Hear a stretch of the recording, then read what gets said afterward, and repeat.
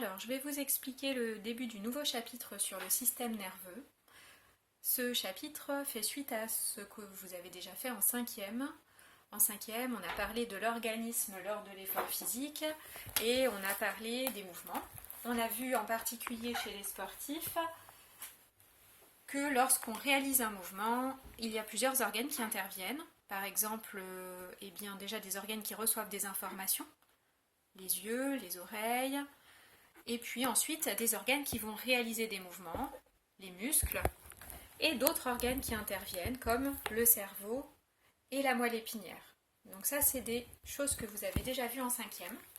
Et on va donc pouvoir compléter ce document, qui est un document rappel de cinquième, avec les différents organes qui interviennent lorsqu'on réalise un mouvement. Alors, dans un premier temps, on a dit que les premiers organes qui interviennent, ce sont les organes qui reçoivent les informations, donc les organes récepteurs.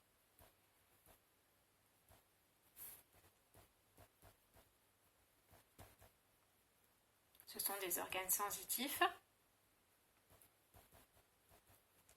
Vous les connaissez, il y a le nez, la bouche, les oreilles, les yeux et la peau. Ces organes sensitifs vont envoyer un message nerveux sensitif par des nerfs sensitifs jusqu'au cerveau. Donc, message nerveux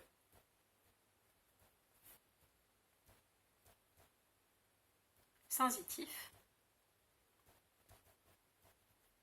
par des nerfs sensitifs jusqu'au cerveau. Ici le cerveau, ici la moelle épinière.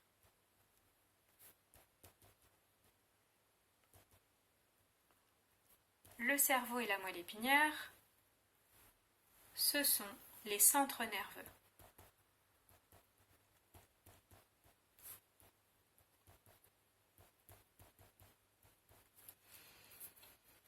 Alors ensuite, le cerveau reçoit plusieurs informations et va envoyer un autre message qu'on appelle message nerveux moteur jusqu'aux organes qui réalisent les mouvements, c'est-à-dire jusqu'aux muscles.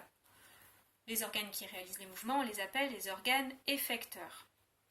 Je vais remonter pour que vous puissiez bien voir.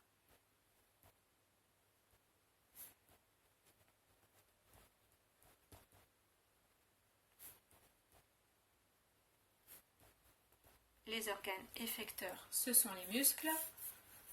Et donc, le cerveau envoie le message nerveux moteur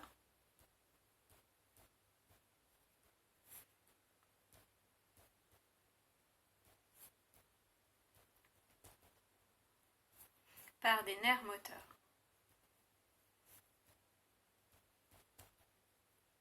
Alors, en cinquième, on avait fait la dissection de la cuisse de grenouille et on avait vu à ce moment-là un nerf qui s'appelle le nerf sciatique. C'est un nerf qui est à la fois moteur et sensitif.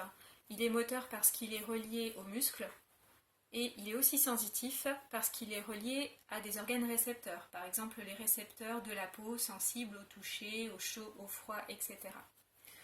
Voilà, donc ça c'est le rappel de cinquième.